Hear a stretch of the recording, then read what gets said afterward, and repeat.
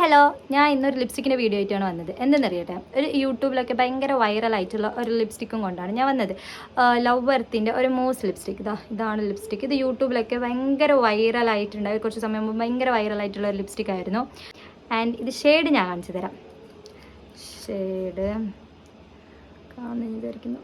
ഇതാണ് ഷെയ്ഡ് എന്നാ നിങ്ങൾക്ക് ഇത് അപ്ലൈ ചെയ്ത് കാണിക്കാം. ഓക്കെ, അപ്ലൈ ചെയ്ത് കാണിക്കട്ടെ.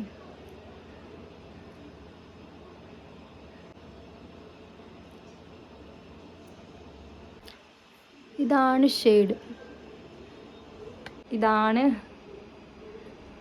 നോക്കിക്കോ. ഇത് ട്രാൻസ്ഫർ പ്രൂഫാണ്, സ്മഡ്ജ് പ്രൂഫാണ്.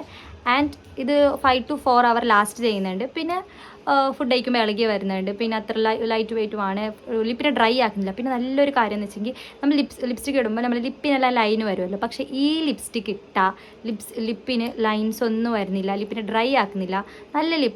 നല്ലൊരു ലിപ്സ്റ്റിക്കാണ്. പക്ഷെ ഞാൻ ഒരു കാര്യം പറയാം. ഞാൻ കുറച്ച് ഇൻഫ്ലുവൻസേഴ്സിൻ്റെ വീഡിയോസിലെല്ലാം കണ്ടിട്ട് ഞാൻ കണ്ടൊരു ഷെയ്ഡ് വേറെ ആയിരുന്നു. നല്ലൊരു ബ്രൗൺ ന്യൂഡ് ഷെയ്ഡാണെന്നാണ് ഞാൻ വിചാരിച്ചത്. പക്ഷെ എൻ്റെ കയ്യിൽ കിട്ടിയപ്പോൾ അത് അങ്ങനെയുള്ളൊരു ഷെയ്ഡല്ല. ഒരു പിങ്ക് ഡാർക്ക് ഒരു ന്യൂഡ് ഷെയ്ഡാണ്. ഐറിഷ് കോഫി എന്നാണ് ഷെയ്ഡിൻ്റെ പേര്. ഇതിൻ്റെ ഒരു സ്പാനിഷ് കോഫി എന്ന ഷെയ്ഡും ഉണ്ട്. അതൊന്ന് ട്രൈ ചെയ്ത് നോക്കണം. പക്ഷേ ആ ഒരു കാര്യത്തിൽ മാത്രം എനിക്കൊരു ഡിസപ്പോയിൻമെൻറ്റ് തോന്നിയിട്ടുണ്ട്.